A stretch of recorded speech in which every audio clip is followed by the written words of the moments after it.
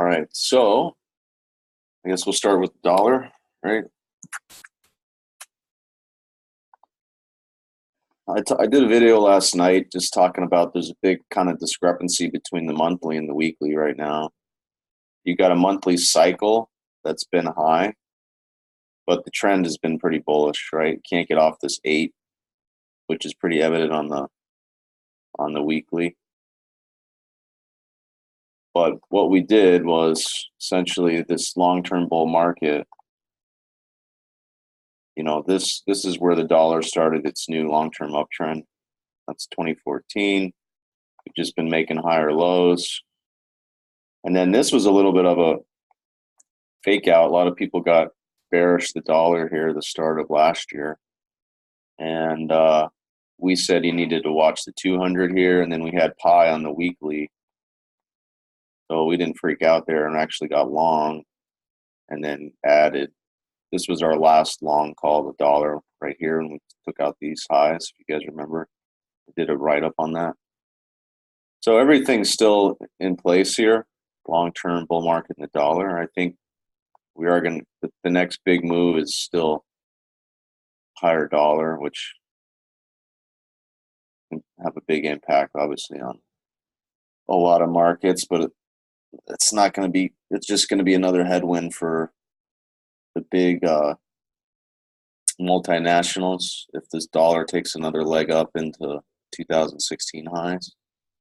So the 8 has been pretty key, this whether or not we're going to hold here on a monthly and a weekly basis.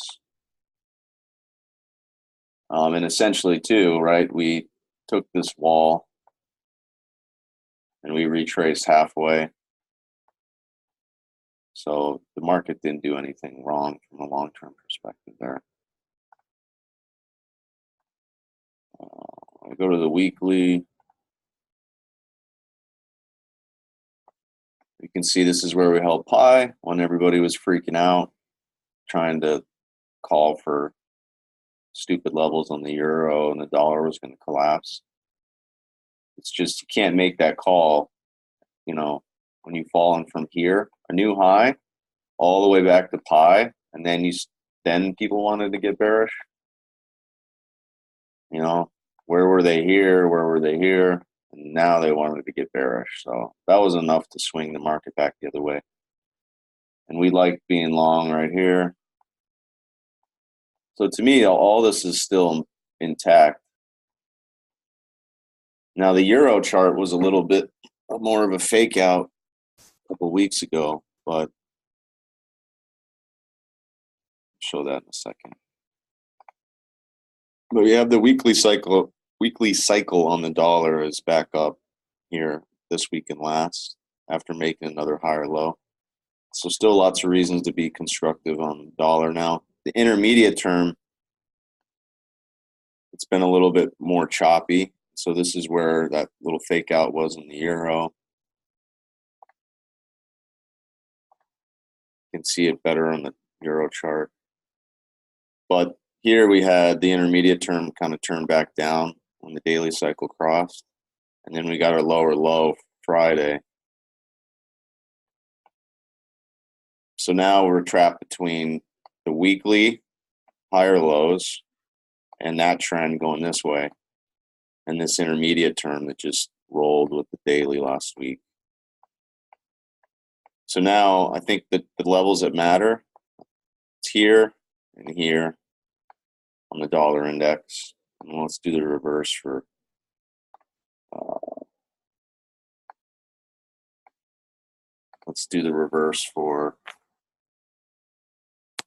euro. I'm just watching S&Ps here also. Back at pi here on the 15-minute. So the monthly, here again, we retraced halfway of that wall up. 112 is the big level now, big picture. And then kind of that 116 area, whether or not we can regain the 8 on the monthly. That monthly cycle is pretty low. Just the opposite of like we looked at on the dollar. Weekly, trying to catch the 200 here. And so this is going to be the big battle on the dollar. Are we going to scoop this 200 and have another several month rally? I mean, if you got back above 116 in the bands, that would technically be breaking this TMS, right? So then you could go back to pi up here.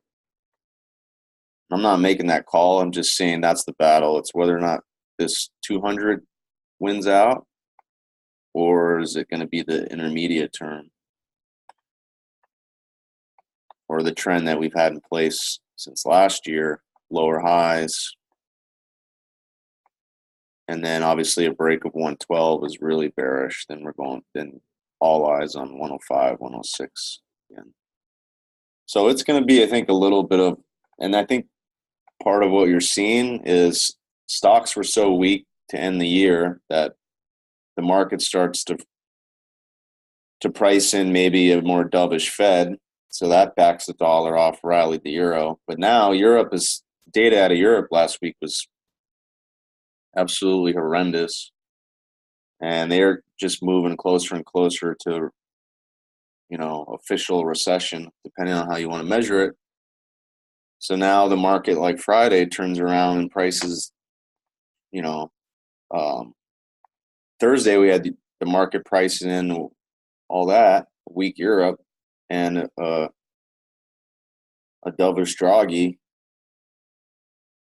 So that's going to be a battle between, I don't know where the market thinks who's going to go more dovish, but I kind of think the dollar is going to win out if growth keeps slowing. And Europe's a lot worse off than we are. So, but it's probably going to be a lot of back and forth. 113 is the bottom of the risk range. The better sales to make are going to be up here at 115.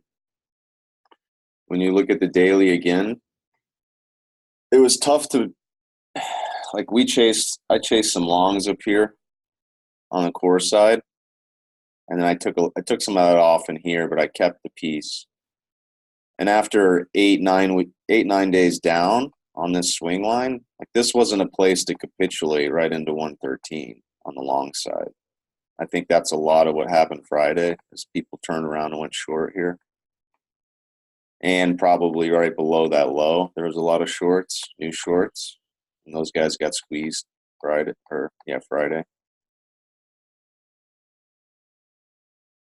But this is bullish engulfing here, right?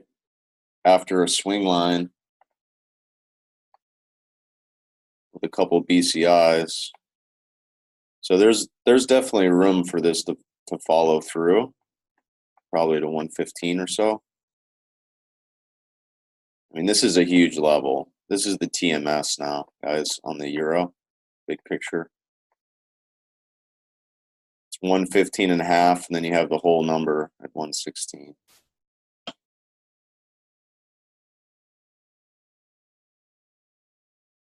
So I'm actually leaning a little bit core long euro versus the dollar, and I don't really like it. It's because I'm just so bearish on Europe in general. But I have euro yen shorts also, so that's kind of my expression of being short the euro.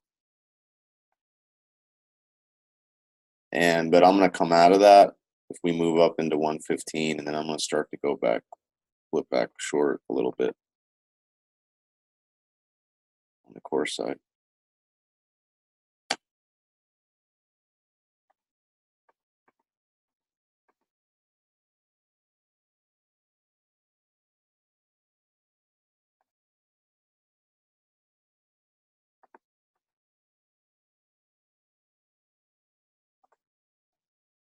I just wanted to take a snapshot of this real quick.